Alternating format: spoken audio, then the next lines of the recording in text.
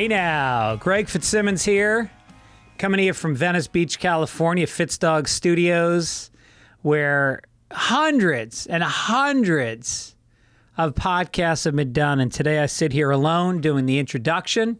I got a bunch of emails from people saying that they actually really enjoy when I go solo, when it's just me talking, no guest. So I'll do more of those. I enjoy doing them as much as I like talking to people. Sometimes booking people is a giant pain in the balls. So it's easy to book myself. I'm available a lot during this writer's strike. Writer's strike is going strong. The actors have joined up. There's a lot of people out there. There's a lot of public support. The studios have come back with a really bad counteroffer to our counteroffer, and so things have stalled. It's looking like this thing's going to go for a long time. So get used to watching South Park reruns and reality TV because new stuff is not going to be coming before, I'm guessing, early 2024. And who knows? Who knows what's going to happen? Maybe AI is going to write it all. AI can write TV shows. And for the average person, the formulaic shit that you see on the networks is not much better than what a computer could write. Now, when you get to like FX and you get to HBO Max, I hate that it's Max now. Actually, it's just Max. Then you'll see some better programming, original stuff that a computer couldn't come up with. But who knows? What do we know? What does the average American want? Do we want to be challenged? Most people go to work and they're challenged already, just emotionally. And they come home from work and they sit down and maybe they take an edible or have a glass of wine and they want to tune into a show that is just going to massage their brain lightly. A couple chuckles, happy ending, wrap it up. Go to bed with a fucking Ambien, throw a move on the wife, get shot down, sneak into the other room, whack one off to some porn. How do you do it on your phone? Never watched porn on my phone once in my life. That's it. That's all I'm going to say. Daughter brought home a dog. So we have a dog in the house. It's a dog sitting situation, but you know how those things go. I mean, her friend is young, and I don't know how he has a dog, but it's a very sweet dog named Max. He's a beagle terrier, and he's got a lot of spunk. He's not needy, which is nice. You can pet him, and he will be petted, and he will enjoy it, but he won't stick around. Then he'll kind of go do his thing. And I just love, we haven't had a dog in a year. We put our dogs down about exactly a year ago. And they were very old. They were 16. I've talked about them, Brule and Hannah. We rescued them. The new dog brought us a corpse. I don't know where he found it, but there was like a corpse of a small animal, just the skeleton of a small animal. It could have been like a squirrel or something. I don't know. But it was his gift. It was his way of saying, hey, thanks for having me. Here's a little something. It's like bringing a bottle of wine over when you go to a dinner party. You drag a corpse into the house. We rescued our two dogs, and I always think that first of all, it's nice having dogs again. I missed the walks. You walk the neighborhood, you say hi to people, you look at the houses. Everybody in Venice has beautiful homes that are decorated and have great landscaping. And this time of year, the flowers are just mind-blowing. And I love to walk around and smell the flowers and see people. And I think it's good for your head to just get off your phone and go take a walk for 20 minutes. It's great. But what's funny is we rescued our two dogs, and I think this might turn into a rescue situation. I think Max is ours, which wouldn't be the worst thing in the world. He's 12, so we'll get 4 or 5 years out of him, maybe.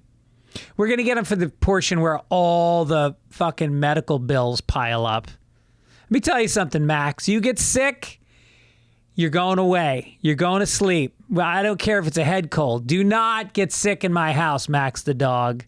Last dogs cost us fucking thousands and thousands of dollars. I feel like it was worth it, but Max, you know, you're gonna take a dirt nap if you start fucking around with cancer or a bad leg or whatever. I'm not gonna have it. I'm gonna get a lot of hate from dog lovers now. I'll take care of them. I'm kidding. Just being a comedian. But we rescued our dogs, which I always think is like, it sounds a little grandiose. Rescue, like I rescued. Like he was being kidnapped and I scaled a building and I had infrared night goggles on and maybe an archer, maybe I had like a bow and arrow and I rescued him and we had to flee and change our identities. They were Chechens. Chechens own the dog and he was being dog trafficked. And so I rescued him. And it's also like, when you rescue a dog, you feel very noble. You feel like a really good person. People will always tell you that it was a rescue. And meanwhile, like you will rescue a dog and then you will walk him. And then you'll walk past, I live in Venice, so you'll walk past like some homeless guy splayed out on the sidewalk, smells like urine, he's asking for money, and you will just pull the dog's leash and walk around that guy and not look at him and say, come on, don't go near him, don't go near him. And it's like, you want to be noble? How about rescue that guy? Take him home. Give him a bath and some food and a little corduroy bed in the corner of the bedroom and go, there you go. There you go, Max. Come on, Max. Let's go for a walk. And the guy's like, kind of been walking a lot lately. I think I'd rather just stay home. Come on, let's go outside. Don't want to be outside. Want to be inside. And then I rescued a dog once when I was a teenager. My brother brought a dog home and we rescued him. And then guess what? He ran away. He fucking ran away. It's like, wait a minute. Wait. I thought you needed a place, man. What the fuck is that? Is our home that bad? The streets are better? You maybe this is just a cycle. He likes being rescued and then running away again just to test humanity. I don't know. I just bought plane tickets about 5 minutes ago to go to Nashville. Mike Gibbons' girlfriend lives there. Me and the wife are gonna stay with her. Some other people are flying into town. There's gonna be a whole group of us, and we're gonna go see Jason Isbell, who I've recently come to know and love. I am not a country music fan, or I was not. I am starting to become one, thanks to Chris Stapleton and who else? What's her name? Car Wheels on a Gravel Road. What's that singer's name? Car Wheels on a Gravel Road. Anyway, but I need more. What are your thoughts? Who do you like? Who am I missing in country music that's good? And I don't want fucking old. I don't want to hear about your dog and your whiskey. Give me some cool new country music. Here's somebody good. Raylan Nelson, Willie Nelson's granddaughter, who was on my podcast. She's very good. So send them into fitzdog@gmail.com and I will try out some new country music. Because when I go to Nashville, I want to be fully versed. I'm going to go to see a lot of music. We're going to also see Wheeler Walker Jr. is playing in town. Go see him one night. And I think there's a museum of country music that we're going to go to. So looking forward to that. I've been doing a lot of stand-up lately. It's great. It was great after being away for a couple weeks, getting back. It is funny. After 2 weeks, you kind of lose it. It took me a couple nights to get back into it. Tom Papa gave me some good taglines to my jokes when he saw me the other night. Thank you, Tom Papa. You know who's great?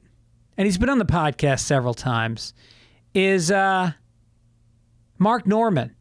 He is just so, and podcasts as well as stand-up. He just is really the guy that I just am fascinated how prolific he is and how quick his mind works. He was on a podcast with Bobby Lee last week, and Bobby Lee was saying something like, well, you know, a lot of people are really gung-ho, and then Mark goes, wasn't that your uncle's name? Little shit like that. He just fucking hammers you with tons of quick, funny... anyway, shouting out Mark Norman. Who has a new special that I wanted to give a shout out to? Who is it? Oh, Joe List. Joe List special is very good. Watch that. And if you want to watch me, I'm coming to the Irvine Improv on September 10th, Escondido, September 22nd and 23rd at Grand Comedy, Shirley, Massachusetts, Manchester, New Hampshire, Nashua, Foxborough, Sacramento, California, Arlington, Virginia, Baltimore, Houston, Bakersfield, San Francisco, Chicago, Fort Worth, all coming up this fall. Go to Fitzdog.com, get your tickets. I'm hitting the road hard. Love to see you. I love seeing your faces. Please say hi after the show. And also, if you're going to go to see live shows in general, I cannot speak highly enough about an app called Game Time. You've heard me talk about it on the show before. Last minute tickets, they got flash deals. If you've been putting it off and you waited, don't worry. The ticket prices often are lower, and you can cash in by using Game Time. The app is super simple. A couple of taps, and you've got it in your phone. You don't have to print. You don't have to transfer. You don't have to weed through your emails. It's great for theater, music, sports. Football season's coming up. I'm looking right now at the tickets for the LA Rams. I can't decide if I'm going to be a Rams guy this year or whether or not I'm going to be a Chargers guy this year. But Beyonce tickets, $200. 50 Cent, $94. And these tickets are going to go down. Ed Sheeran. Did you realize Ed Sheeran had the biggest grossing tour of all time until Elton John just knocked him out? Holy shit. I couldn't name a fucking song if I was beating the shit out of that guy. Jason Aldean, people are going to tell me to watch him. He's good. Pepperdine basketball. It's all here, and it's great because it's geolocated. So you open up the app, and it's going to tell you what's near you. And you'll be surprised how much more you go out. And life experiences, man. Go see stuff. That's what it's all about. They will refund you if you find tickets in the same row and section for less, 110% of the difference. So snag the tickets without the stress with Game Time. Download the Game Time app, create an account, and use code Fitzdog for $20 off your first purchase. Terms apply. Again, create an account and redeem code Fitzdog for $20 off. Download Game Time today. Last minute tickets, lowest price, guaranteed. Also, if you're going to watch sports, get involved with a little betting. DraftKings, college football fans, week 1 is coming up. New customers can bet just $5 on college football and score $200 in bonus bets instantly. So get involved. Download the DraftKings Sportsbook app now. Use code GregFitz. New customers can score $200 in bonus bets instantly when they bet just $5. Only on DraftKings Sportsbook. Use code GregFitz, F-I-T-Z. The crown is yours. You got a gambling problem? Call 1-800-GAMBLER or visit www.1800gambler.net. In New York, call 877-8-HOPE-NEW YORK or text HOPE New York. In Connecticut, help is available for problem gambling. Call 888-789-7777 or visit ccpg.org. Please play responsibly. On behalf of Boot Hill Casino and Resort, 21 plus age varies by jurisdiction, void in Ontario. cdkng.co/football for eligibility, terms, and responsible gaming resources. Bonus bets expire 7 days after issuance. Eligibility and deposit restrictions apply. Okay. So, all right, sorry, there's a little pause. Got some mail from you guys. Thank you, as always. A guy named Robert. I want to give a shout out to Robert. I'm not going to say his last name, and you'll see why. A while ago, he wrote me, and he said, "Today I am 6 months sober. I can't tell that many people because most people in my life don't know I'm a degenerate alcoholic. So I'm telling you, one day at a time, but I am motherfucking done with that life. Onwards and upwards, buddy. Bob." 2 years later, I just got an email from him that he is still sober. So congratulations to Robert. It is profound, the change in your life when you can stop drinking. So good for you. I've been sober I'm not sober. I have not had a drink in 32 and a half years. I do partake in marijuana somewhat, and I've been known to take mushrooms once in a blue moon, but I'm what you call California sober, high and dry. So, but wherever you need to be, it's up to you. Just, look out for the red flags. Are you missing work? Are you losing out on relationships? Have you lost your motivation? Are you filled with self-doubt and thinking all the time about the substances you're using? That's a sign that maybe you can take all those thoughts out of your life and focus on what's maybe more important. Also got an overheard from a gentleman named Pete Folks. Just overheard at Rocco's Tavern. Bartender says, going to see the Angels on Monday. Otani's pitching. Got tickets for $1. Game time. Drunken guy says game time is awesome. So I said, "Hey friend, are you by chance a podcast listener?" Bartender, yes, I listen to a lot of them. Peter, I bet you are a Greg Fitzsimmons Sunday Papers fan. Bartender, I might have heard of him. That's the kind of recognition after 33 years in this business that I get. I might have heard of him. So apparently somebody else got the game time credit on that one. Overheard in Ohio. During Barbie movie, there is a mom and her 11-year-old daughter in front of me. Before the movie begins, the mom says to her daughter in a not-so-quiet voice, "Remember, don't tell your father we saw this movie. He really wanted to see it." All right, couple things to unwrap there. Number one, are you going to really get your daughter involved in lies at this age? Is that healthy? Just fucking tell the father, bring him. Why does he want to go? I want to go see it, but not so much that I'd let my wife and daughter see it. They went and saw it without me. I'll go with my friends. I think it'll be funny for me and Dennis Gubbins and Gibbons to go buy tickets for Barbie. Speaking of movies, I did a movie with Doug Stanhope last January, and it was put together. It was sent out to some festivals. It won a bunch of awards. Doug was amazing. He won Best Actor. The movie won Best Movie in a different award show.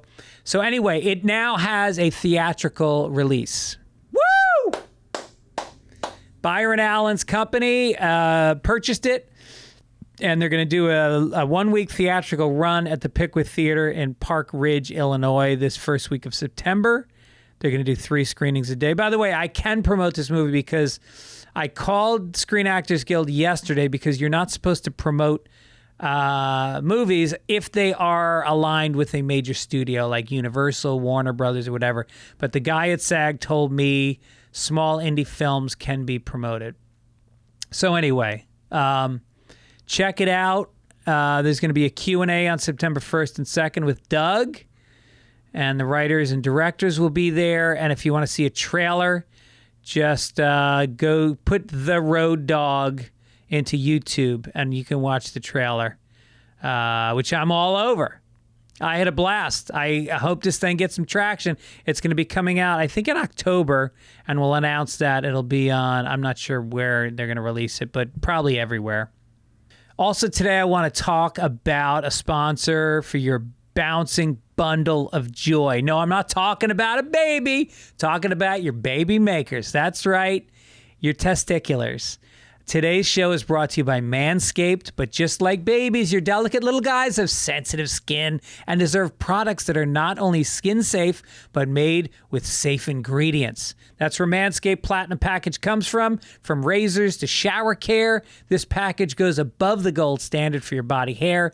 So treat your beautiful boys to the world's finest toys at manscaped.com. Use our code Fitzdog for 20% off plus free shipping. Because one stop, you get it all. I mean, there's a lot going on down there. The penis, the balls are very, and your other hairs in your body, they need to be treated well. And this thing's got the Lawnmower 4.0 trimmer, Weed Whacker, ear and nose hair trimmer, Ultimate Platinum Body Wash, Ultra Premium 2+1 shampoo, conditioner, Ultra Premium Deodorant, Crop Preserver, Anti-Chafing Ball Deodorant, Crop Revival Ball Spray Toner, Anti-Chafing Boxers, and the Shed Travel Bag to hold your goods while you travel. It's amazing. Protect these delicate parts. Everything's waterproof, and there's no mess when you shave. Upgrade your routine, and you'll have your skin and hair feeling hydrated, smelling fresh. Don't forget to apply the aluminum-free Ultra Platinum deodorant for that cologne quality scent on the go. Cover it all. Get 20% off and free shipping with the code Fitzdog at manscaped.com. That's 20% off with free shipping at manscaped.com and use code Fitzdog. Use the Platinum Package because the gold standard is no longer good enough. Okay, my guest today. She's a dear friend. Used to be a West Sider, moved from the West Side. She has opened for me over the years. I used to bring her on the road, and then she got so big that she is now headlining all the rooms I used to bring her to open for me. She's headlining herself. Someday I'll be opening for her. But actually, on this podcast, she agreed to come down and feature for me one last time at the Irvine Improv in a couple weeks. So come on and see us both. She is known from Prairie Home Companion, where she's been on for like 20 years. She's been in a bunch of movies, Plague Town, 1,000 Ways to Die. She was on New Girl, used to go on At Midnight with Chris Hardwick, Modern Family.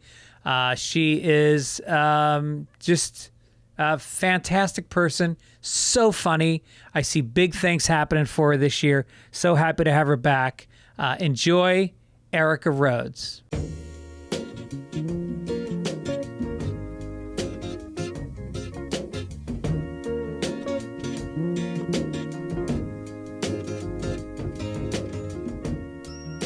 Welcome to the podcast, Erica Rhodes. Thanks, Greg Fitzsimmons. Good to see you. You look too. wonderful. You too. I'm trying to take care of myself. You always do. I feel like you're always good at that. If I don't exercise, I get fucking nuts. Me too. It has nothing to do with how I look. I don't care. I'm married. I'm not like trying to present myself to anybody. Yeah. But I just work out because then I feel so good. It's therapeutic for you. You're you're a hiker and all that, right? I mean, I wouldn't call myself a big hiker. I'm more yoga-y. Yoga. I'm into yoga. It's the perfect exercise. It is. Yeah. Except, well, it doesn't get your heart rate up as much as it's supposed to. Right. Well, it does if you watch scary movies while you do yoga. Which I always do. Yeah. I'm not like a home yoga person. I have to go to a class and I have to do it in the heat. Oh, you do hot yoga? Yeah, I do hot yoga. That's good for the skin, too. Yeah, it's good for everything. Yeah. It just detoxes. It's good for your mind. How's the smell in there? It's kind of just neutral to me. Yeah. Yeah. Because they have a air circulation thing. Oh, system. okay. Yeah. And they spray stuff. Yeah. Because it's 20 people sweating their ass. You wear like a bathing suit, right? I don't. I'll usually just wear like spandex or. But people wear bathing suits. I've never seen bathing suits. All right, I did it twice in my life. Okay. And I did it in San Francisco, and I had a show that night. And I swear to God, I was so spaced out, I couldn't even remember my act. It took so much out of me. Really? Yeah. It was 90 minutes of hot yoga. And but then I did it here, and I loved it. I finished the whole. Do you do the what's it called? Isn't there one brand that's kind of like it's a cult? kind of funny because like Bikram was canceled, and so now they call it 26 and 2, and I'm like, they couldn't come up with a better name than just naming it the number of poses. Yeah.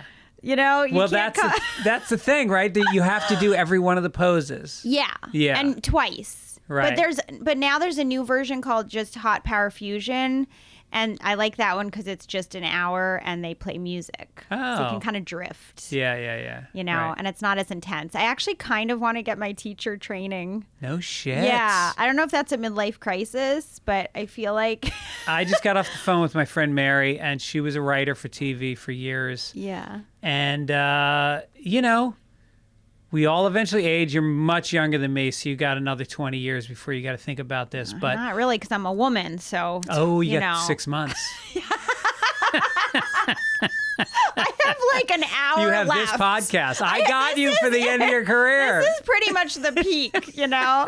Maybe we should do a retrospective during this hour. I like how last time I was on this, you're like, this is going to be a big year for you. And I'm like, when is that year coming? And now it's been another year. Yeah, I know, but I watch you on TikTok or whatever. I watch you on whatever social media. Instagram. And you are on the road a lot. You're playing, you're headlining like A rooms. Yeah. You know, you're very well respected, very well known. Like your name is known. Yeah. I mean, the thing is, you're building it the right way, which is pure stand-up. Yeah, that's true. That's what people respect, and that's what ultimately gives you a voice that it's like unstoppable. It's undeniable once you get that strong voice, and you've got it. Oh, thank you. Yeah. Yeah, sometimes you need that little validation because you feel kind of like you're out in the ether. Like, am I doing this right? Yeah. Like, what am I doing? Am I in show business or show business adjacent? Yeah. Yeah. And you don't really know what other comics think unless you talk to them. Everyone just kind of, because it's you're kind of in a bubble, in your own bubble. Well, especially when you're on the road a lot. Yeah, that's true. Because do you do many spots in town? I do a lot of sort of alty rooms more than the clubs. I have been getting up more at the Comedy Store. Oh, that's great. I'm like friends and family there. Okay. So I've been going up there pretty much once a week, which is cool. And then, amazing. somehow I'm booked a lot. It's just random weird shows. Yeah, right. I've kind of stopped seeking I've stopped asking for shows. I just kind of wait, and if shows happen, I do them. Right. Instead of that seeking thing, like, please put me on your show. It's the worst thing. I don't do that anymore. anymore. It's because it's like a relationship. You know, if people feel you coming at them and they want something, they just like back off. Exactly. And now they need to just hear about you, you know, from other comics, the bookers. Yeah. That's what they respond to. I'll say some nice things to oh, thanks. The Well, store. I'm sure the podcast, everything's going to blow up after this. You know? Well, I mean, it'll be post-career for you, but, you know, at least it'll happen. I have 1 hour left. Yeah. Quick, say all the nice things now. And then, of course, there's a strike. Just as things are picking up for you, there's a strike. Are you walking the line at all? I should go, but I've been too busy, working for $10 an hour. Right. $10 an hour. No. Oh, yeah. Sometimes it's, not an hour. Sometimes you do $10 for 10 minutes. Yeah. I should say $1 per minute. Yeah. Well, we do don't cameos? have a union. Cameos? You never heard of Cameo? Oh, yeah, I'm on there, but I purposely price myself out of it.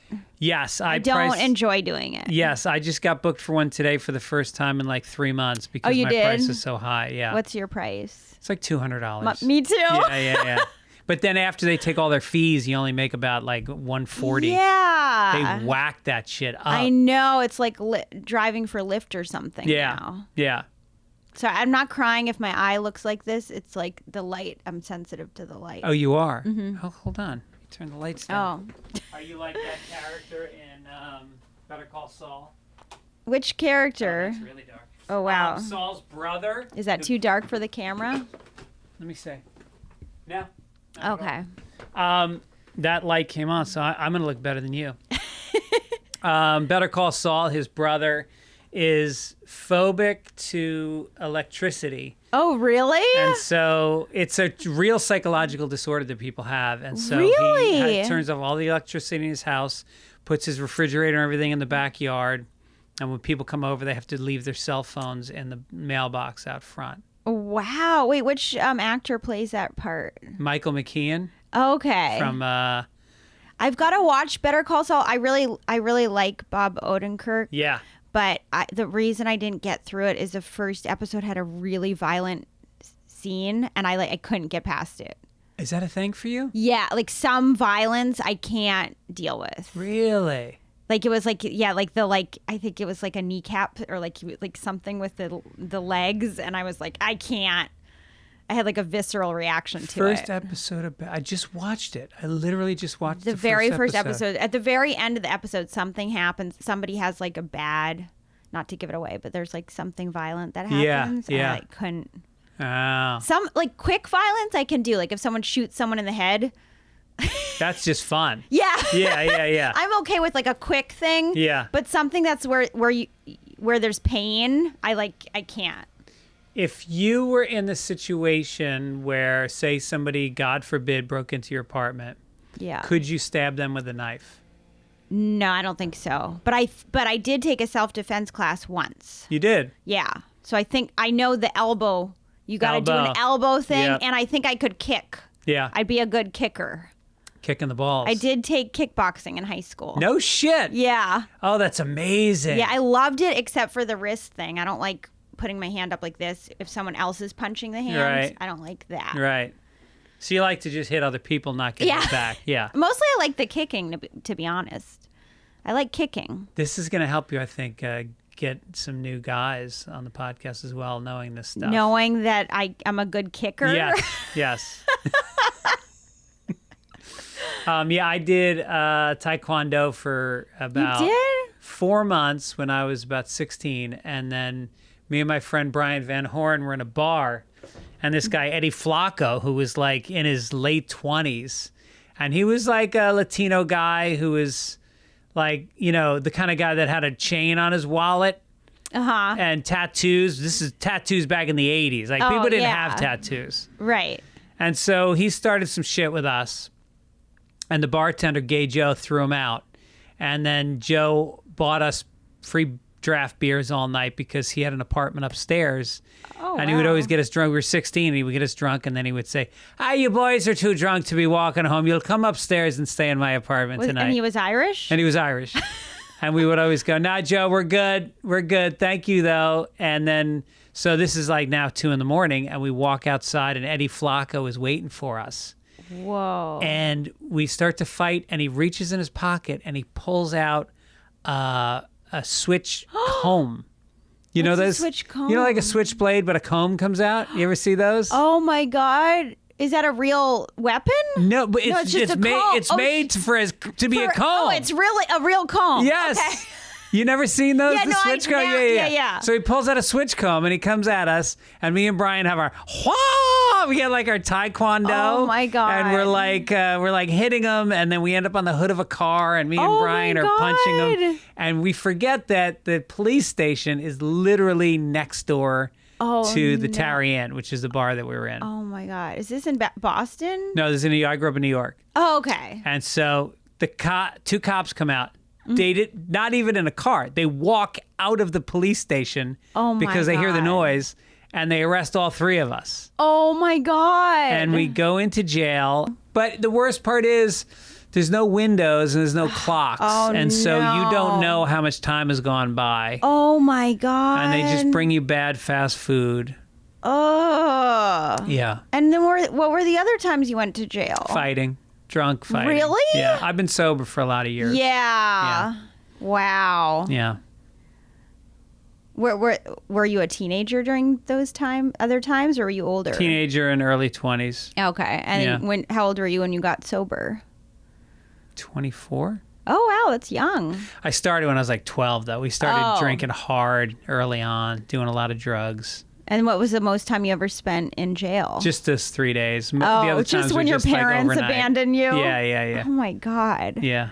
That's so scary, the idea of going to jail. Yeah. Have you ever been in a fight? A fight? Yeah. No. Really? Yeah. Physical? But no. you grew up in Boston. I grew up in Newton. Oh, Newton. It's kind of different. Yeah. Newton's gentle and loving. Yeah. Although I know a girl. Do you know a girl named Danielle Stewart? Yeah. She's from Newton, but she grew up in she said the poor section of Newton.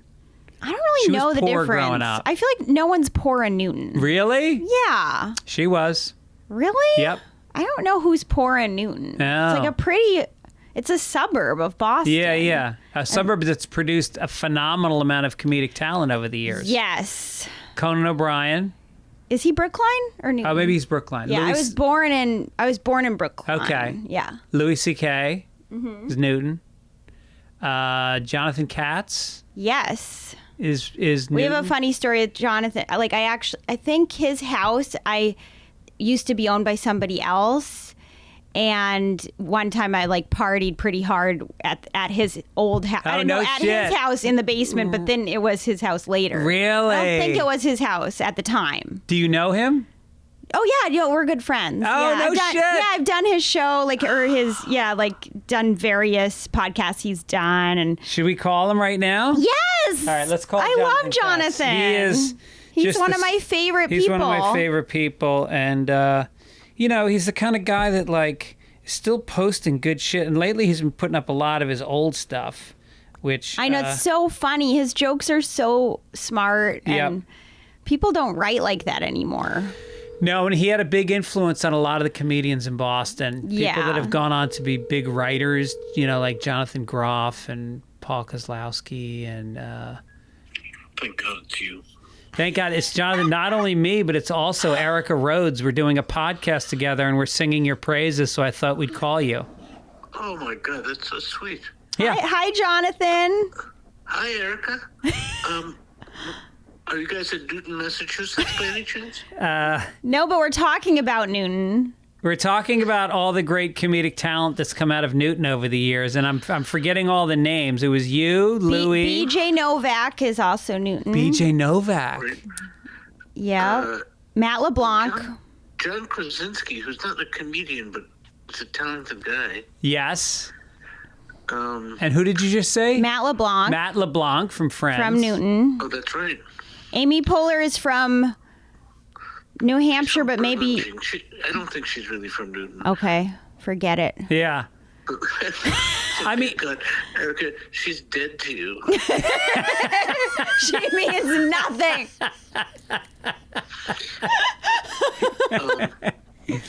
So what do you think it is about that town? Because it is a hamlet. It's not even a town. It's a neighborhood.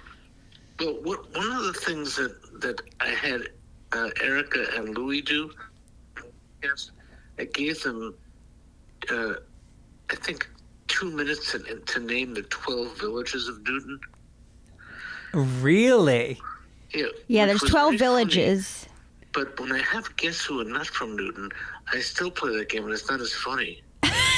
All right, Erica, you're on the spot. Name the 12 villages of Newton. We did it before. Newtonville, Waubun, Newton Center, Newton Highlands. You're doing great. Upper Falls, Lower Falls. Did I say Newton Center already? Yeah. I said Newton Highlands. Oh no. There's 12? Well, I'm listen, I stand corrected. I thought Newton was a small town, but apparently it's a whole incorporated area. It's a city, right? Wow. Is it a city? It is a city. It's a really unusual place. And this is a guy who hasn't left his home in several years. So I just heard about it. Yeah. But Jonathan, do you think there are poor people in Newton? one guy. Are we talking to him right now? No. I don't know. I like how he thought about it. There must be poor people because there's a food bank. Oh. Unless, I don't know, some really hungry guy has been dipping into it. I don't know. No, there are poor people. Well, it's poor people everywhere. I mean, it's got to be great to be the one poor guy in a rich town because, if you're poor, don't go to, downtown, the downtown Yeah, don't LA go where where all everybody's the poor people- Yeah, yeah. go to Newton and be Yeah. the one guy that's at the food bank every day. Yeah. This is the thing about LA that I couldn't get used to when I lived there. The homeless people in LA are in great shape.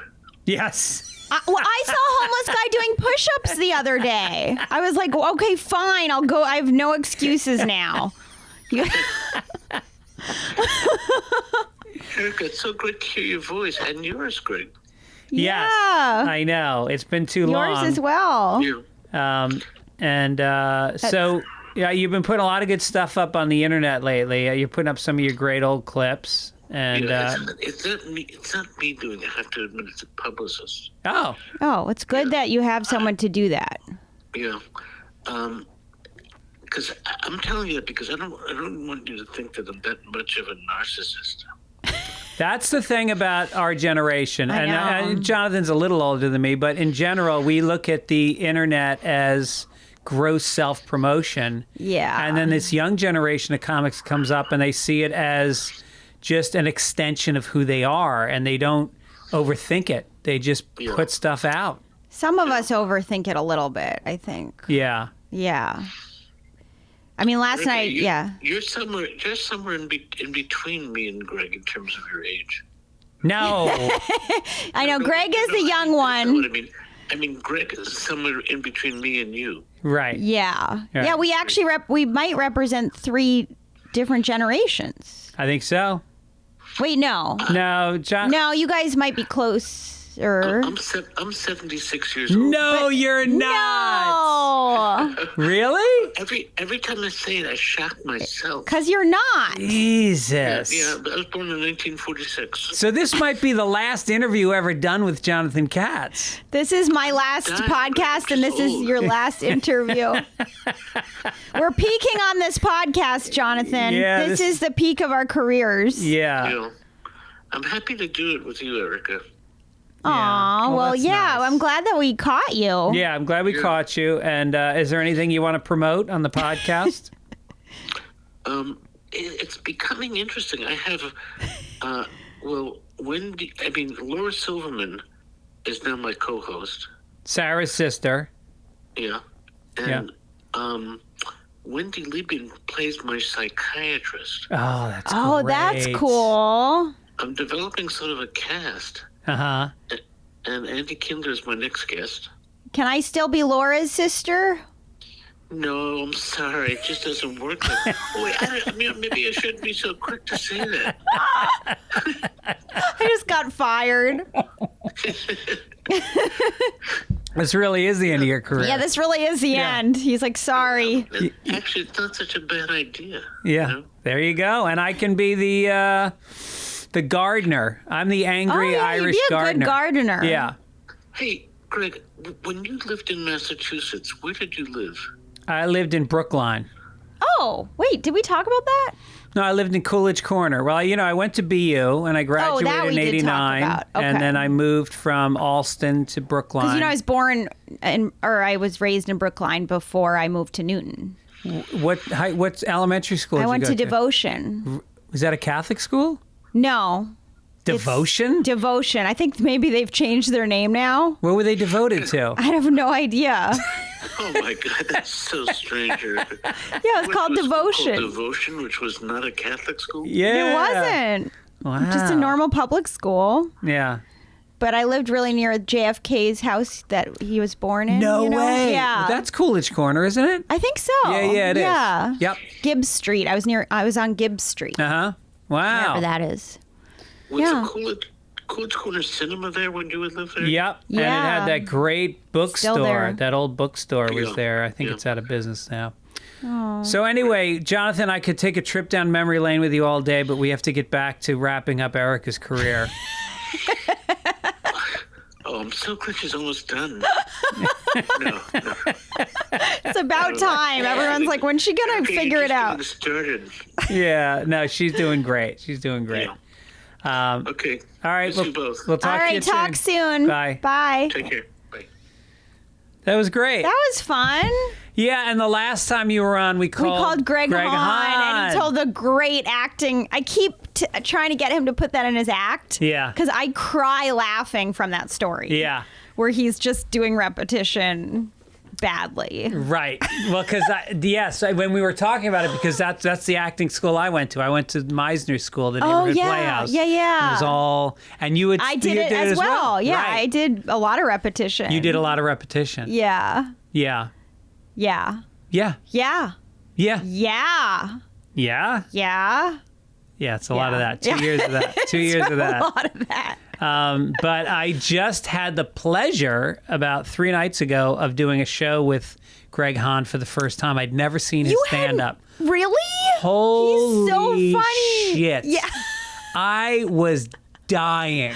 He is so funny. That dude is so funny. I know. He's the best. I mean, just Yeah. silly and Yeah. free. And he has that Yeah. thing that Kevin Meaney and Todd Glass and Andy Kindler have where it's like they need to make you laugh and they will do Yeah. whatever it takes. Yeah. We had this uncle, like he wasn't an actual uncle, but we called him Uncle Bill, and he was like the funniest guy, and he used to write whole like songs for the family to sing and Yeah. play on Thanksgiving. Right. And he was brilliant. He was a percussionist, but he was so funny. He reminds me so much of him. Really? Like, yeah. It's every time I see Greg, I'm like, oh, I see Uncle Bill in him. Yeah. He's just a silly, fun, very creative guy.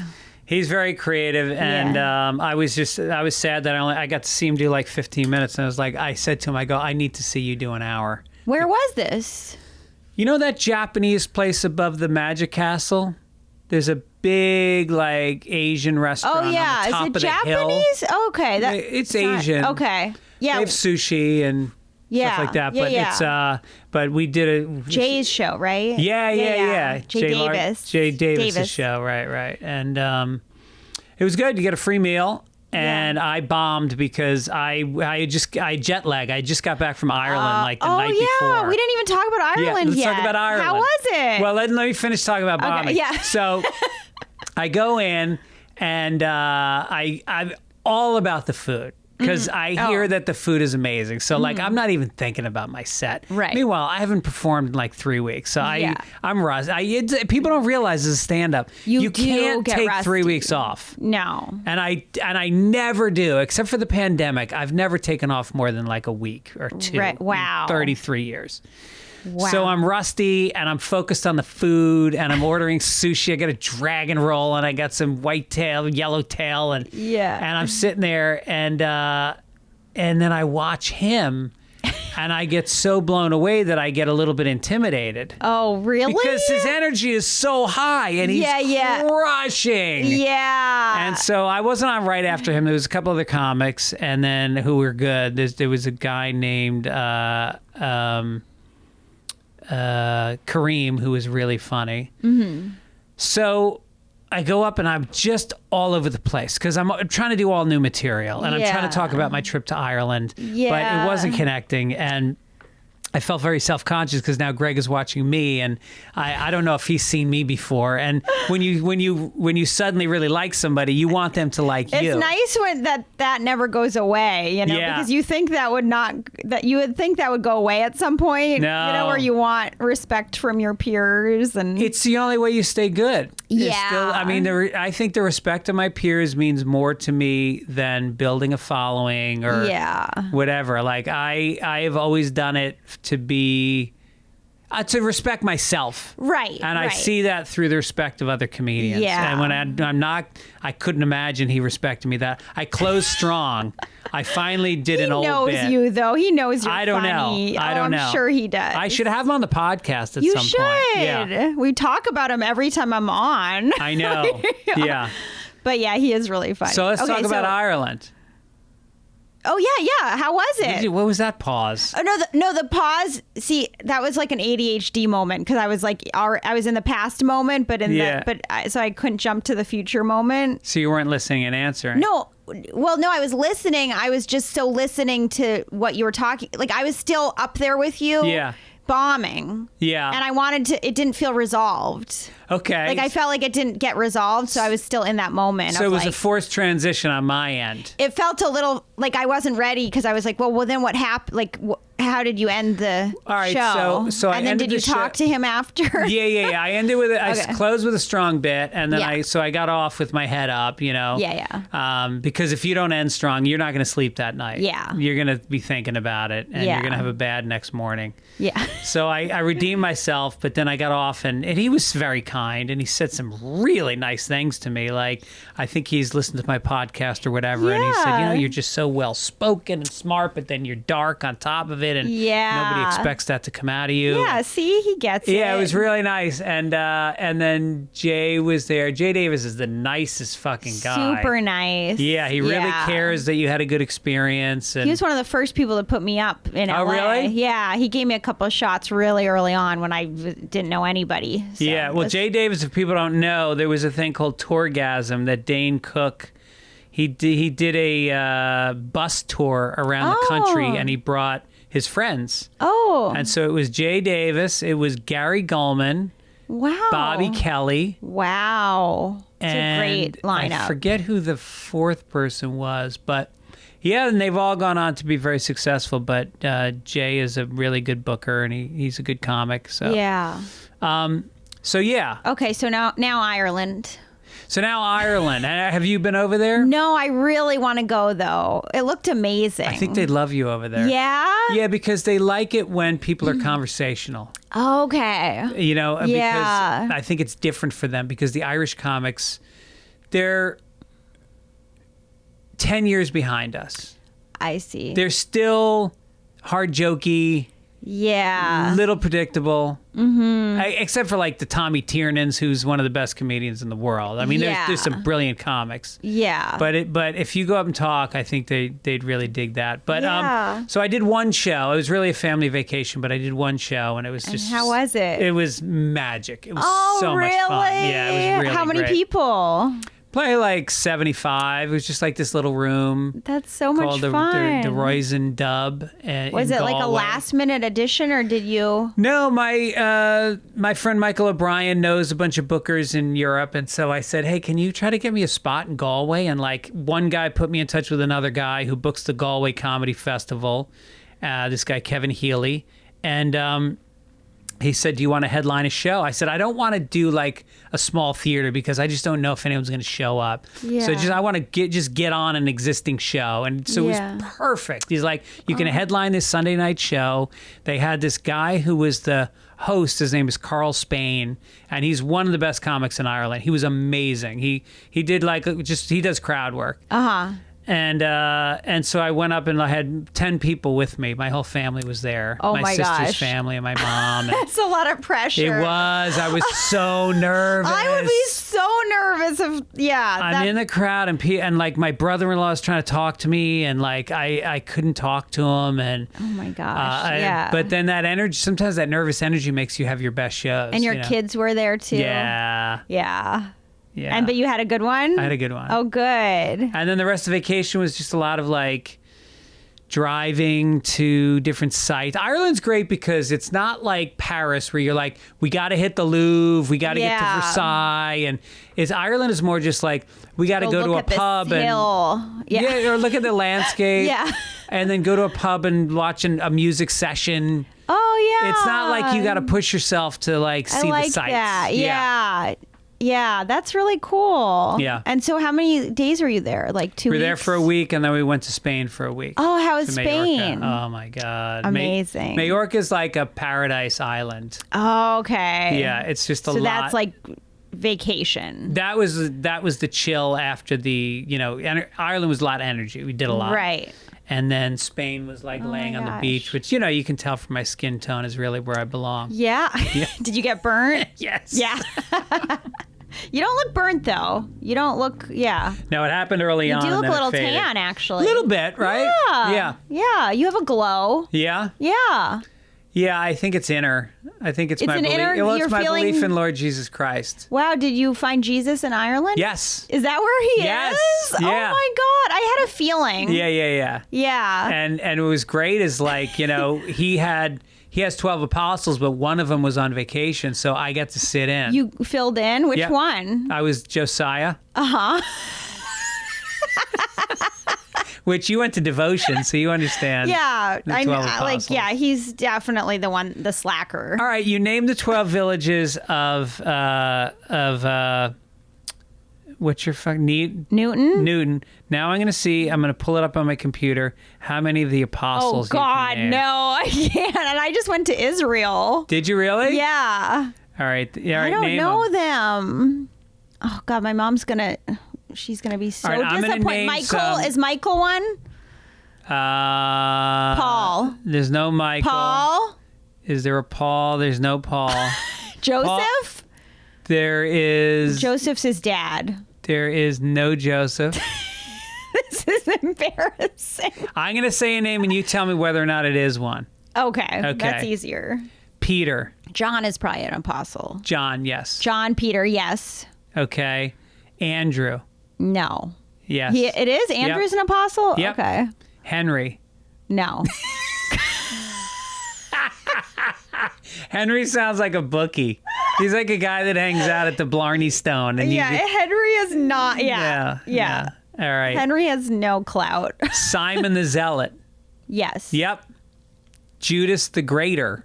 Did I say Judas? Yeah. No, you said Joseph. Oh, okay. Yes, Yeah. Judas. Yeah. Judas betrayed him. Yes, that was the bad one. And Jesus knew that Judas was going to betray him. He predicted it. He Yeah. said, one of you will sell me out before the cock crows. Yeah. Yeah. And that was Judas. And then the cock crew. Crowed? Rude.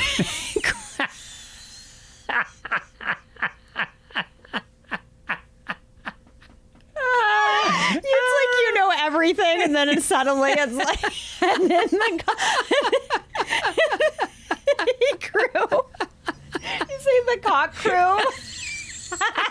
It sounds like a pos. It sounds like a fraternity. Yeah. We're the cock crew. The cock crew.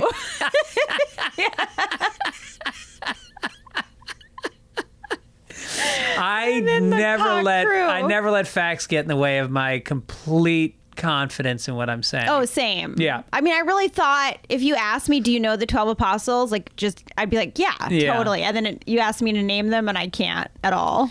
Well, there was two Judases. There was Judas the Greater. were? The Greater means there. Oh, listen to this.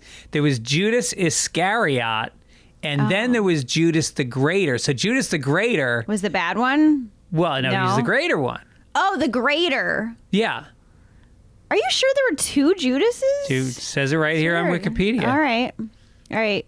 Bartholomew.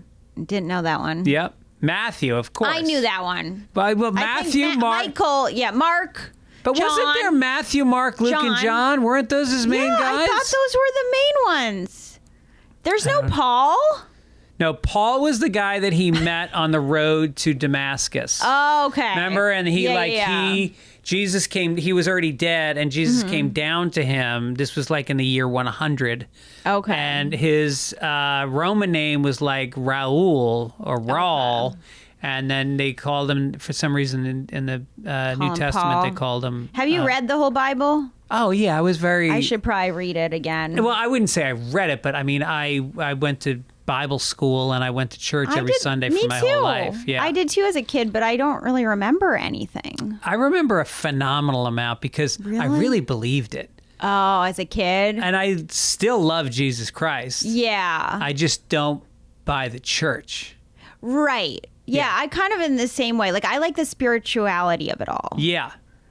I like the traditions. Like, I went to church with my mom in Ireland. I figured we should go to an Irish church on Sunday morning. So we went to this cathedral in Galway. And it was, That's so cool. I fucking love it. I love the incense and I love the psalms and I like the songs. And you know what's funny is they had altar boys, but they were big motherfuckers. They were. No one's sending their little kids as altar boys anymore. These guys could take care of themselves. That's hilarious. Were they altar men? They were like altar men. They were like bouncers. Oh my God, that's so funny. Yeah, and they looked like they were like 19. Yeah, nobody's sending that 11-year-old skinny kid. Yeah. And they were ugly. Have you been to Israel? No. That was fascinating. Now, did you go with what's his name? Avi. With Avi? Yeah. Yeah. How is that? It was amazing. I would highly recommend it. Really? Yeah. And how many cities do you go to?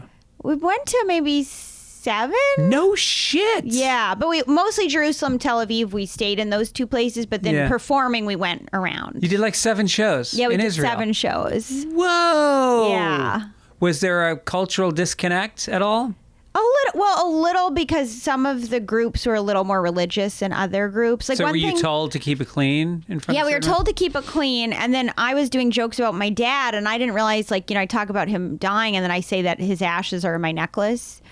And they came up to, and then I said he was Jewish. And so then one woman came up to me and she's like, you didn't really cremate your father, did you? Don't cremate the dad. And I didn't really know that. And so then I didn't realize that was like something that I should maybe skip that part. Right. Yeah. If I was going to say that he's Jewish, you know. No, if you're Jewish, you're supposed to be buried within 24 hours of your death. Yeah. You're not supposed to go into a Jewish cemetery if you have tattoos or you've altered your body. So what about all those breast implants? Are those women allowed into the... Good question. Yeah. Maybe they take them out before they put you in. Whoa, that's a question I've never heard asked before. And you make a necklace out of that. What happens if you have a tattoo? You're just not buried there, or they take out... Well, that seems weird because not to get dark, but, you know, a lot of the Jews in the Holocaust were tattooed. Right, yeah. Were they allowed to go into a Jewish cemetery? I think maybe they don't count that as a tattoo because it was something branding. Else. Yeah. Yeah. So. Are you part Jewish? Yeah, my dad was Jewish. Oh, Jesus Christ. I gotta listen. I wasn't doing my Meisner at all. Maybe you're a little ADHD too, because you very skip ahead. ADHD. Oh, you are? I take medication every day. You do? Yeah. What do you take? I take Ritalin. You do? Slow release Ritalin. Hasn't released yet, apparently. I tried taking it. Yeah. Yeah. Did you get too wired up? Yeah, I had bad come downs from both Ritalin and Adderall. I was on Adderall and I had horrible come downs. I'd suddenly just be sobbing, and I was like, "Why? What's going on?" Yeah. And then I realized, it only lasts for like 4 hours too. Mm-hmm. So now I do like other more natural stuff. Like what? Like microdosing. Am I allowed to say that? Yeah. Okay. Yeah, I've been microdosing a little bit. Wow. It's been like life-changing for me because it's the only thing that makes it doesn't feel chemical. So I can kind of focus, but I also feel a long-term effect. No, I do. I've microdosed in the last couple of years, and I definitely feel it. And the great thing is, you don't have to take it every day. Yeah, and it's not like every 4 days. I think people have the wrong connotation. Even when you say microdosing, they still think of it as tripping. Yeah. And it's like you don't have any of those effects. No. You just feel like a slight lift. Yes. So like if I'm depressed, it helps. And then I explained it to my friend where I said, like, look at that. I pointed at his coffee table, and I was like, see your coffee table? Yeah. Like, if I'm not microdosing or anything, I don't even see it. Yeah. It's like I don't even register it, but if I am, I'm like, oh, I see a coffee table. Right. I can organize that coffee table. Oh, look at the stuff on the coffee table. And my normal brain is like, I don't see a coffee table. Like, I'm not even there. So it gives you mindfulness. I think so. I think it helps. I mean, I also meditate and exercise and like all that. Yeah, I knew you were a meditator. Yeah. I'm a meditator too. Did we talk about that before? We must have. Do you do TM? TM. Yeah. Okay. We definitely talked about that. And Tom Papa does that too. And yeah. it helps a lot. And it's so weird you're Jewish because my mantra is Jew.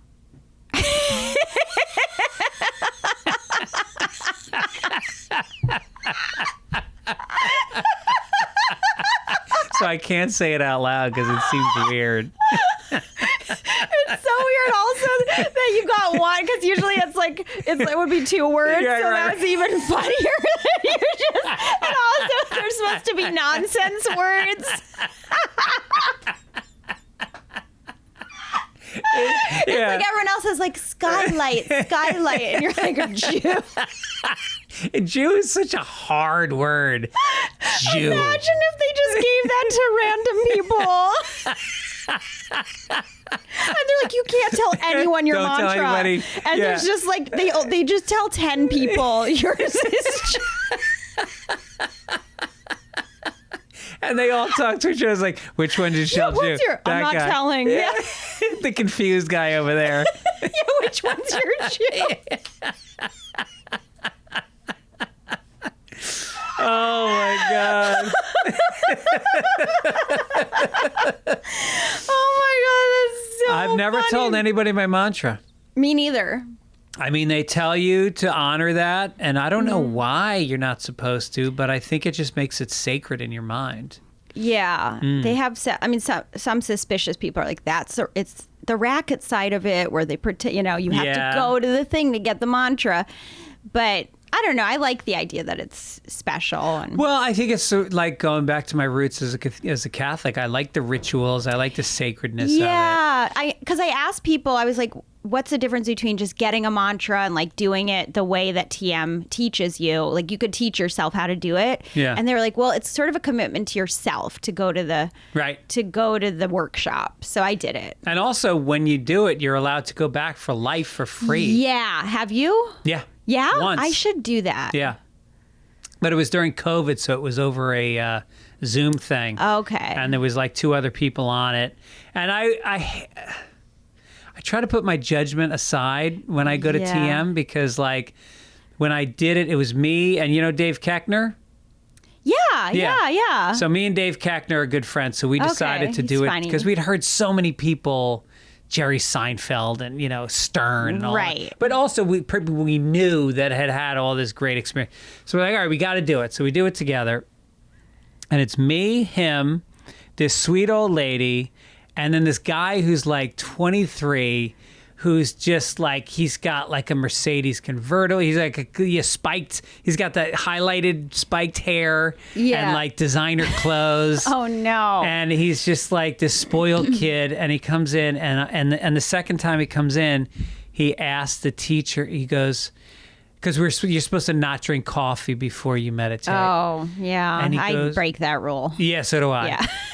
And he goes, is it okay to do cocaine? And me and Keckner fucking literally were just looking at each other dying. And so, like, you try not to judge anybody. Yeah. Was he but- really asking that though? Oh, dead really? seriously. Dead Because it's seriously. so funny. Yeah. You can't do coffee, but can we do cocaine? But cocaine's okay, right? You say your mantra really, really fast. Yeah. Do. Well, my workshop was funny because the leader girl was so beautiful. Oh. And so the guys just kept coming up with random questions like, now when you started, like they kept Yeah. asking her about her, and it became just like an interview. Like, Right. so how do you do it? And is it, and they just wanted attention from her. And I just saw through it the whole time. I was Yeah. like, they just want to talk to her. That's hilarious. It's really funny. Did you go to the one in Beverly Hills? No, Los Feliz. Oh. I'm so bummed you left the West Side. I know. You lived in the Palisades for how many years? Just one.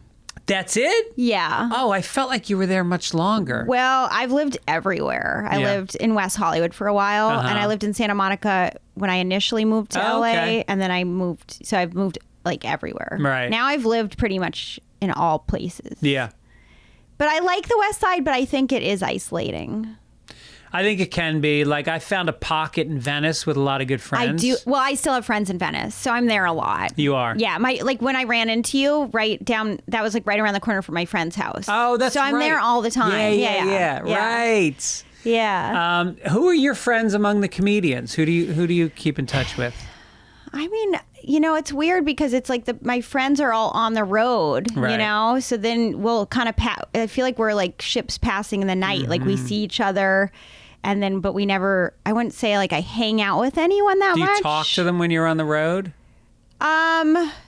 Yeah, sometimes. Yeah. Yeah. Do you know Renan Hirschberg? I think I'm saying his last name right. He's in New York. No. He's so funny. Oh, so yeah? we've become like friends that like our support on the road where we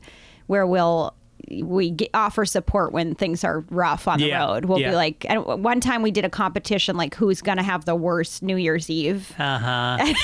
It was like, and then I think I won because we were both on the road on New Year's Eve, Yeah. and so we play that game sometimes where we're like, so then you win if you're having a bad weekend. What was your worst New Year's Eve? It wasn't that bad. Like actually, we both thought it was going to be really bad, but then it wasn't that. Neither of us had the worst one. Yeah. But I was in DC and I was alone, and it was like, Improv?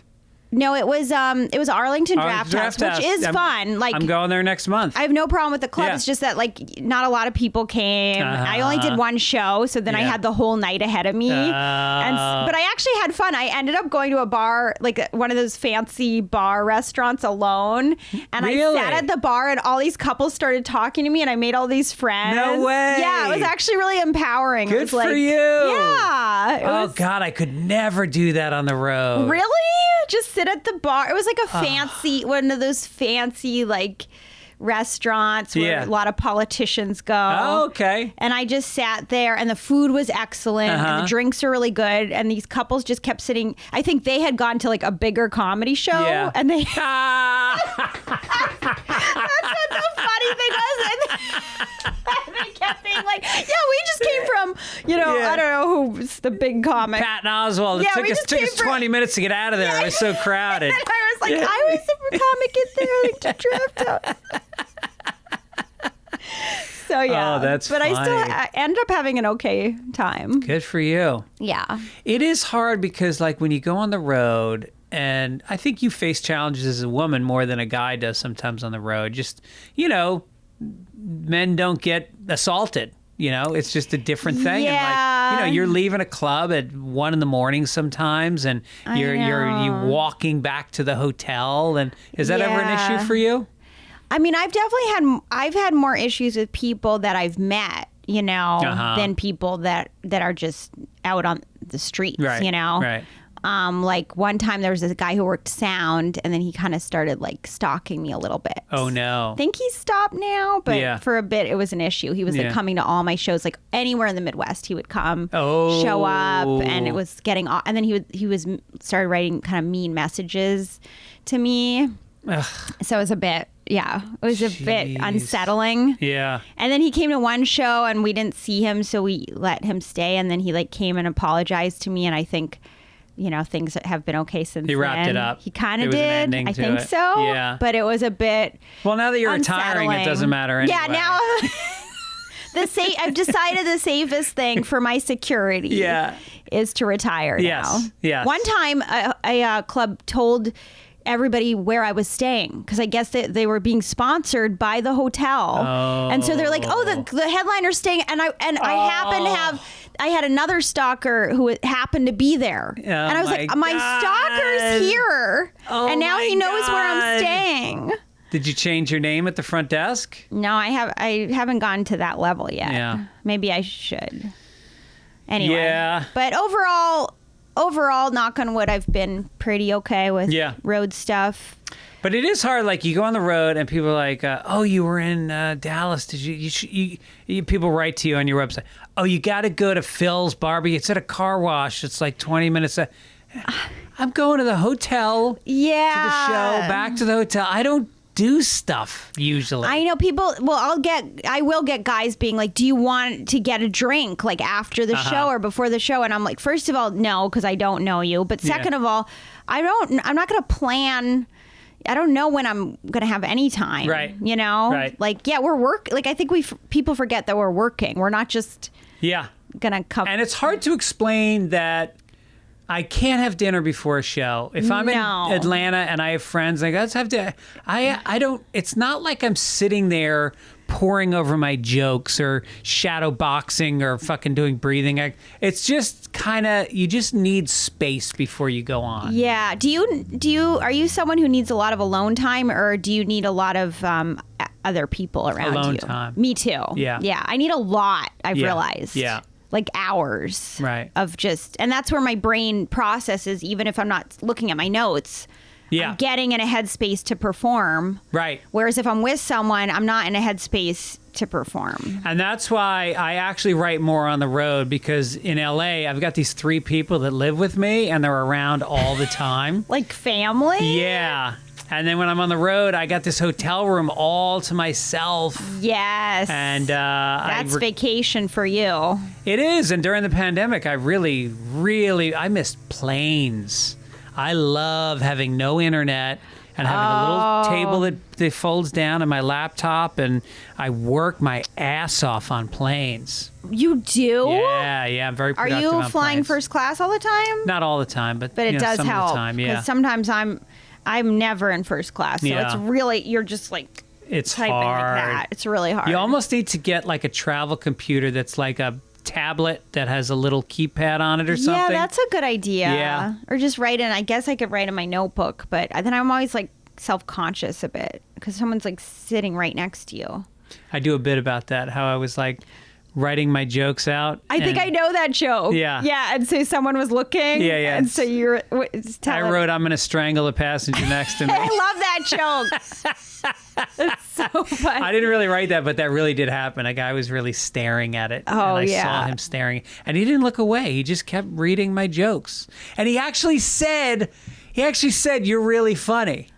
I go, what are you talking about? He wow. goes, your jokes are really funny. Oh, are you a comedian? Come on. Yeah. No boundaries. Yes. Well, you know what? I sat next to a cardiologist once, and he was drawing hearts. Like drawing, not heart, like actual, he was drawing a diagram of a heart. And then this is really crazy. You know, like Garrison Keillor's my uncle by marriage. And I had his book and I was reading his memoir and I had it open to a cardiologist's name, Garrison's cardiologist's name. Okay. And the guy looked over at my book and said, I know him. No shit. I worked with him at Mayo. Isn't that crazy? I thought that was nuts. Wow. It was a weird name. When I was first coming up, I was probably like 28, and I had gone to the Montreal Festival and I'd got some buzz and I got a deal with CBS. Oh, nice. So they were flying me out to LA and I was flying first class. And so on the way back, I was like out all night the night before, and I'm so psyched to sit in my first class seat and just go to sleep. Yeah. So I get on the plane and I'm kind of cocky. Like whenever somebody gets their first success and they get cocky and kind of act like an asshole, I always cut them a break because I was that guy. Yeah. So I get on the plane and I got my window seat, and then this guy comes in and plops down next to me and he goes, how's it going? I'm John. And I was like, no fucking way. He's going to talk the whole flight. So I kind of just give him a cursory, like, hey, I'm Greg. Yeah. And then I close my window, I put on the eye mask, and I start trying to go to sleep. So we take off, and then all of a sudden, John is up, and he's walking around. And everybody's going, hey, so nice to meet you, John. I'm a big fan. We signed autograph. No. And now all of a sudden, I take the mask off. I'm sitting straight up. I'm like, who the fuck is John? And so he sits down, and before I can ask him, he goes, so, Greg, what are you up to? What are you doing? I go, well, you know, I live in New York, but CBS flew me out. I got a deal. You know, I got to maybe be in a TV show someday. Yeah. That. And then I said, what do you do? And he said, I'm an actor. And I said, have you done anything that I would have seen? And he goes, yeah, I won an Oscar. And it was John Voight. John Voight. Oh, my God. But you know how he got old and his face kind of just like sagged and he doesn't look like himself anymore? Oh, my God. That's crazy. Which, not to knock him, I like how he looks now too, but very different. Very different looking. Yeah. And so then we started talking, and he was flying to New York because his father had just died. Oh. And meanwhile, my father had just died. Whoa. So we connected So you on that, and we talked for 5 hours. Oh. His father had been like a greenskeeper at a golf club. He lived in my Westchester, where I God. grew up. And we just talked, and then he gave me his number and his address at the end of What? the flight. Yep. You had And- John Voight's address? Yep. What did you do? Nothing. Greg. No, I felt like it was a moment. I felt like I had this amazing experience. Yeah. And I didn't feel like calling him, and like, I didn't know if it would be weird. And so I never called him. Cut to 15 years later. I'm on the Bob and Tom show in Yeah. Indiana. Yeah, It's yeah. like the biggest syndicated show in the country. Yeah. So I'm on the show, and then they said to me, do you mind during your interview, we have a scheduled call-in? Because usually you sit in on that show for like 2 hours. Yeah. We got a call, and I go, great. I go, who is it? They said, it's John Voight. I said, get the fuck out of here. So they say, hey, welcome to Bob and Tom. We got John Voight on. How you doing, John? And he's like, good. They talk for a few minutes, and they go, and I had mentioned that I had met him. And he goes, by the way, we got a guest in studio. I don't know if you remember Greg Fitzsimmons. And he goes, Fitzdog, because I told him that was my nickname. Oh my He goes, God. Fitzdog, how you doing? And we talked on the air for a while, and that was it. That's crazy. Yeah, So yeah. you never reached out to him after that either? Do I still have his? I don't think I still have his number Why anymore. are you playing so hard to get with John Voight? He wants to be your friend. I see guys like Jeff Ross, and they're Yeah. so good at becoming friends with famous people. Neil Brennan. And I'm not saying they're, any ulterior motives. They're just not intimidated. Yeah. And they maintain relationships with interesting, famous people. Yeah. And I don't know. I can't. I'm similar to you. Yeah. I'm not. Yeah. I'm not an initiator. Like I feel Yeah. that I'm a little passive with that kind of thing. Who are your most famous friends? Garrison Keillor, my Garrison Keillor, uncle. of course. Yeah. I don't know. My most famous friends, probably you. You're Really? probably- So sad. No, I mean, I'm friendly with people, but I don't know if like friends is like a whole other level where you Right. feel like we hang out. Yeah. I've gone through phases of being friends with certain people, and then kind of like that fades out or whatever. Right. So yeah, I don't know. I'm a little bit of a loner. Yeah. And I think maybe I've told you that before. Yeah. Kind of do my own thing, and I'm not in a pack of friends. Right. But I'm trying to think if there's anyone I'm like friends with where I'm like, oh, this is a famous friend. Friendly with Bill Burr. Oh, there you go. Yeah. Did he produce a special for you? No. He should. Good call. Yeah, he produces specials for people that sort of Yeah. like should be getting a bump to a higher exposure. Yeah, Nate level. Craig and Yeah, he I did opened Ian for Edwards him once, and but I didn't. opened for Bill. Yeah. Oh, nice. But and no, he's super nice. Yeah, we started together. You did? Yeah, he used to open for me all the time when I was coming up. Yeah. Yeah, I mean, you're both like hilarious. Well, people say we have the exact same laugh. Yeah, it's interesting. I forget who said this. I think it might have even been Jamie Kennedy said this. He's a friend too. He said that you can tell a lot by a comic's laugh. Like if they laugh a lot, they're usually funnier. Oh, interesting. I thought that was an interesting theory that like a lot, but then there are comics that don't laugh at anything and they're funny. So I don't know. You mean what, like while they're watching other comics? Or? No, just like in conversation, if they laugh easily, it's kind of like they often are funnier. Yes. Which I noticed that, can be true. But then I've seen the other true as well. Well, laughter is very revealing. Yes. It's a very vulnerable thing to do. Yeah. And it's spontaneous. It requires like trust with the That's person. true. Yeah. Yeah. I think that is why I feel very comfortable with you, because you laugh pretty easily. Oh, good. It sort of sets a tone of comfort. Yeah. Yeah.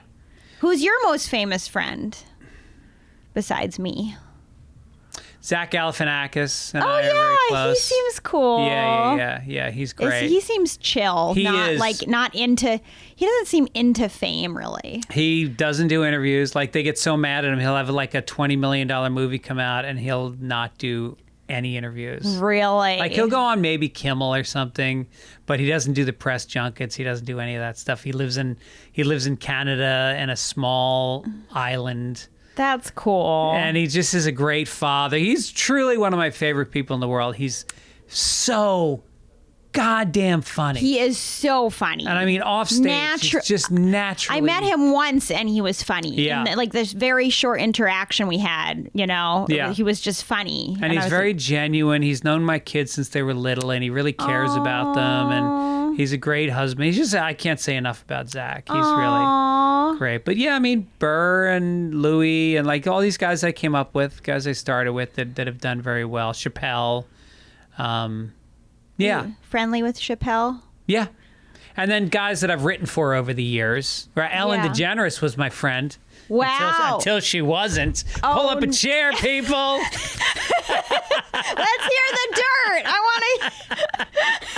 I love running into anybody else that wrote for her on any of her other shows because just bad? It's a fraternity. Oh, yeah. man. It's just like you just trade war stories. Why do you think she turned like? Was she always like that when you first met her, or was it? No. No? Actually, when I first started on the show, she'd been kind of humbled because, her show got canceled and then she really wasn't getting any work. And so she went on the road and she was just like, digging it out on the road.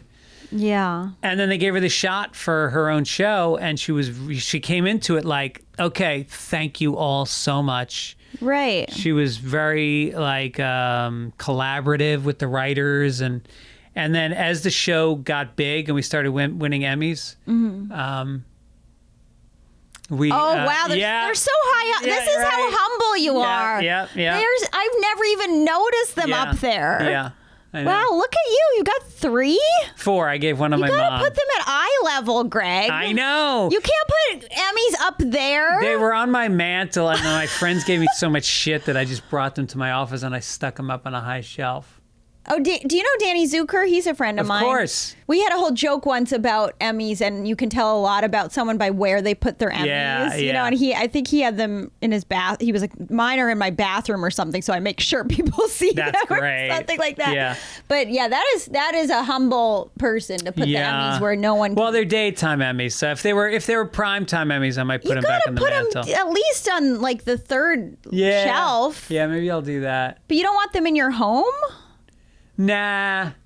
I mean, part of it is a reminder of a time that I wasn't very happy. Oh, interesting. Yeah. I think if they were Emmys for like The Daily Show where I was working with Jon Stewart, I might, but those Isn't that interesting? You find a way to like not associate a good thing with your Emmys. Maybe you need to do some like saging or something and like recreate how you feel about your Emmys. Maybe if I painted them a different color.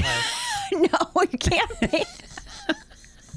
You need to do some ritualistic thing to them. Yes. So you can appreciate them. Maybe I'll bring them to like a hot yoga and just leave them in the corner of the room and they'll just absorb all the good energy. That might destroy them. Yeah. Yeah. All right, listen, it's time for Fastballs with Fitz. Okay. It's a new segment on the show. Oh, it's new? Well, I don't know how new it is.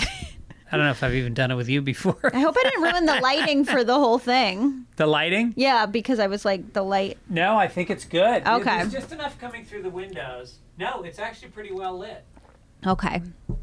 Is it even taping? Oh, my God. Oh, wait a minute. Oh, it says card full. Oh, no. This might be an audio podcast. It might be a part video, part audio. Okay, that's fine. But you fine. no longer have to worry about what you look because this card is full. Wow. The SD card. Well, we don't even know where it cut out. Hopefully after Jonathon Katz. Yeah, that would be fun to get that. I know. Do you want to check? Yeah, I can check. Because we could call him again. Or probably not. I like these random clementines that you have sitting I know, there. I brought one for you. Oh, really? That's so sweet. Are they from the garden? No. The Garden of Whole Foods. The Garden of Whole Foods. Oh, wait.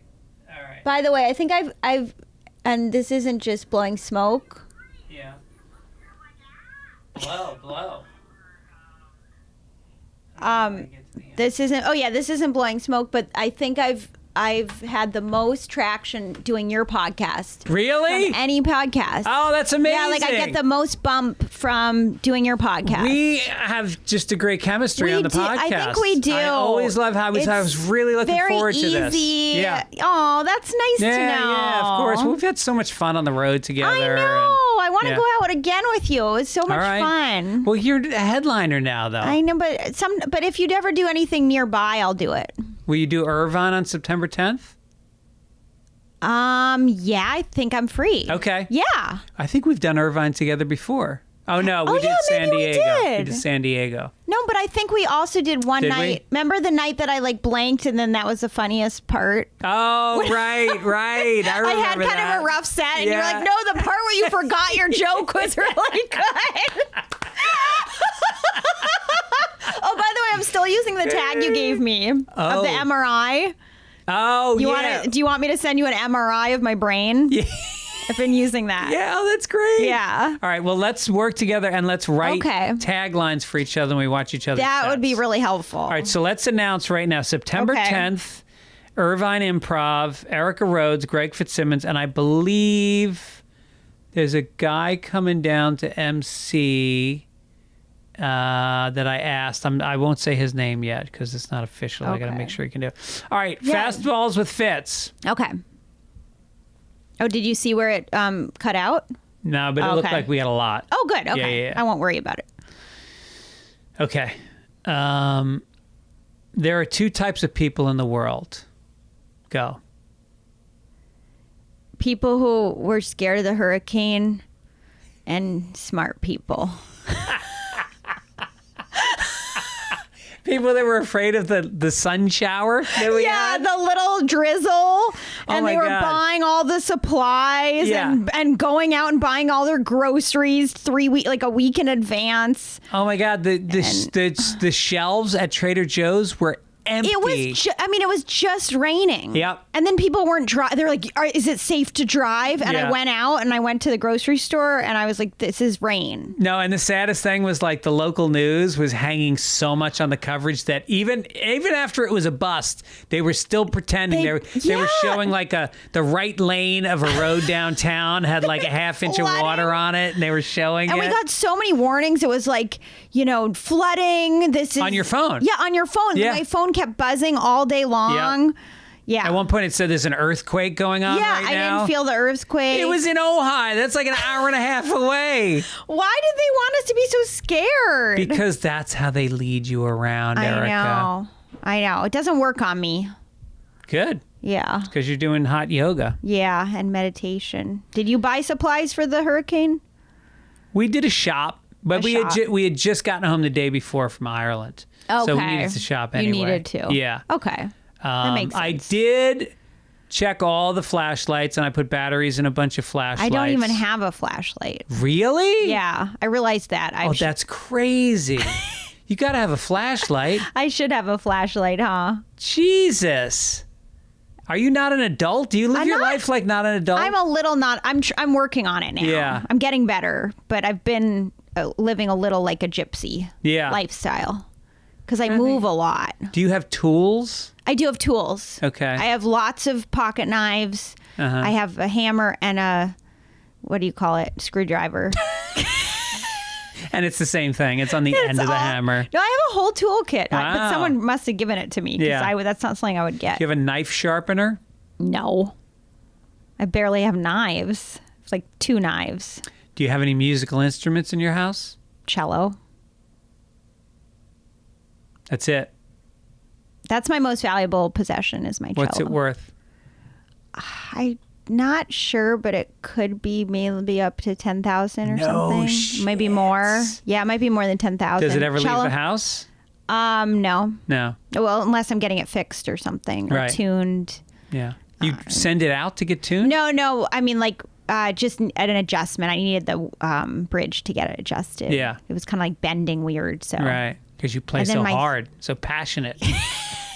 Once a year, I take it out. Oh, you only play once a year? Well, I've been trying to take it out more, but I haven't been playing a lot. But doesn't that bring you some sort of calm bliss? It does. It actually does. Yeah. I just keep having technical things. Like once I got the bridge adjusted, then a string broke, so now I have to go back and get it fixed. Just so if people don't know, if they haven't heard you on here before, you're a very accomplished cellist. I mean, I was played a at cello very high major level. in college at BU. So I went to BU also. I know. Yeah. Yeah. We have a lot of things in common. Yep. We always tell people but same birthday. Same So it birthday. makes sense. That's right. Same kind of, same disposition based on astrology. I also think we have a certain outlook on life, which is like, we both do TM. We both, I do yoga, but not as much as you. And I think that we're open to life, but we also have like a biting take on it. I think that is very accurate. Yeah. Yes. Like we see the dark side, but we're kind of choosing to not take the dark side. Because we have depression. Yeah. And ADD. Yeah. Jesus. Wow. We should compare our ancestor DNA. We might be like cousins or something. Except, do you have Russian blood at all? No, I'm all don't have any 99% Irish. You have no Jew. My wife. And my mantra. Your Jew jokes are on fire today. Yeah. I'm pretty sharp with those. Yeah. All right. What have you ever not finished a set on stage? I think you've asked me this before, and I'm trying to think if it's changed. Oh, maybe you've done Fitzdog with Fitz. Maybe, but no, I've never not finished a set. But one time I did. No, I've never not finished a set. Okay. I thought there was a badge of honor. Yeah, I've never not finished. Wow. I'll tend to go longer if it's going badly. And you have spaced a joke. You have spaced out on stage. Oh. Forgotten a joke. Oh, did I tell you that story? No, Wait. tell me. Oh, I had a nightmare story. Uh-huh. I was in Austin. Did you say nightmare? Nightmare story. Nobody says nightmare except for me. People say nightmare.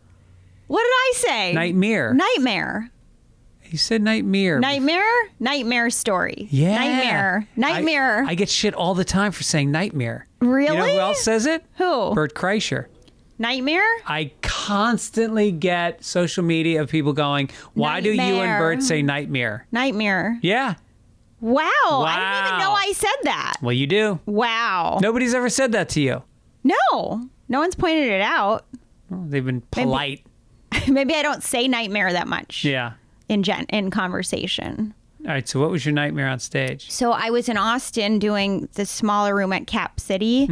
And this was when I was trying to take Adderall, I think. Yeah. And I hadn't eaten, and I had coffee, and I had just recovered from either allergy. Like it was like either allergies or a cold. So I was on some kind of cold, like Sudafed. So the combination of medication and no food sent me into this weird, like, I can't even explain it, but it was like, not only did I blank, but I got caught in like this vortex of a joke where I could not get out of it. I kept doing my dead dad joke over and over and over. I started it and then I couldn't go to the next thing. And the lights started getting really bright and I just kind of like zoned out. Like the lights were scaring me because they were super bright. Yeah. And I like couldn't really see. And then I did it maybe 10 times. Wow. Was it on videotape? I think so, You but gotta find that. Yeah, I think I'm not really friends with the person who taped it anymore. Yeah. So, yeah. I have had that experience where I have gotten into a joke and forgotten the ending of it. And so I reset it up again thinking that I'm going to find it. Yeah. And then you start talking around it. And now you're self-conscious and scared. Because I've had that, but this was even different. This was, I couldn't even get to another line. I kept saying the same line till they started laughing, thinking I was doing a bit of that. Yeah. But it wasn't even like trying to find it. It was like I couldn't get out of the loop. I just kept doing, and it was the second show of the night, so I think that my brain was fried. And then I repeated it maybe 10 times until I couldn't come up with anything. So I just went into crowd work, and then I did another 30 minutes for no reason. I could have gotten off way sooner. Yeah. And I just kept going and did crowd work and sort of talked about what was happening. And then afterwards, I just felt really weird. Remember in Cleveland, I told you to do crowd work? Yeah. We always talk about that. I haven't been back to Cleveland since. I haven't been back in years. I don't think I do well in Cleveland. No, it's weird. It's a room where like the owner, Nick Costas, loves me. He gave me a Louisville Slugger with my name engraved in it. And you had great shows. Great shows. You did great. Full crowds. So why haven't you been back? I don't know. I got to call my agent, find out what the fuck is going on. So, yeah, it's a great club, but like, yeah, I was having rough sets, and then Greg's like, this is to try crowd work, and then, and then I just bombed with crowd work. Like, what do you do for a living? And the guy was like, I'm a lawyer. And you were like, oh, that's good. That's a good job.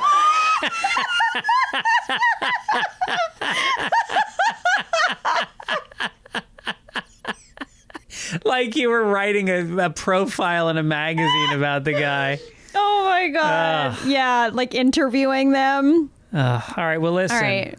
Yeah. Erica, Greg. Home Run Podcast, as always. Oh, thanks Thank for you so having much me. for your time. Yeah, it flies by. Well, and I thought I know we did an hour and 17 minutes. Whoa. But I also thought you were on the west side, so this would be easy for you to just swing by. I didn't know you were going to like journey across LA. Oh my gosh, to get it's here. worth it to come here. Yeah. Okay. No, I drive all the time.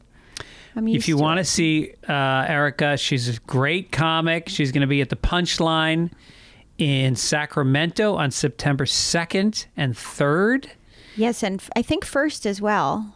Yes, I'm sorry, the 1st, 2nd, and 3rd. 1st to the 3rd, yeah. And then also at the Comedy at Cabrillo on September 9th, which is in San Clemente, which is where Ronald Reagan is from. Oh, this I didn't know. Yep. And then I'm going to be in Ohio the 15th. Okay. At a club called like 37 or something. What city? Newark, Ohio. Newark, Ohio? Newark, Ohio. Who's booking that? Do you want to do it? No, I'm kidding. Well, like my album is supposed to come out that night. Oh. And the owner was like, do you want to not come because your album's coming out? And I'm like, I don't think it's not going to change anything. It's not like paparazzi. Like I'm not doing like a big party. Like Erica's album's coming out. No, He's it's like, dropping. Yeah. Yeah, even he was like, do you really want to be in Newark, Ohio for this big night? And I was like, why not? Sure. Well, listen, remind me when it comes out, and I'll promote it on the podcast. Oh, I'll thanks. mention it. Okay, it's going to be called Ladybug whenever it comes out. Great. Yeah, we don't have. I think it's September 15th, but it's not solid yet. So we'll know by September 10th when I see you at the Irvine Improv. Yes. And then you can remind me to promote it. All right, thank you so much, and Thanks, Greg. I'll see you soon. Yes. Okay, bye. Bye.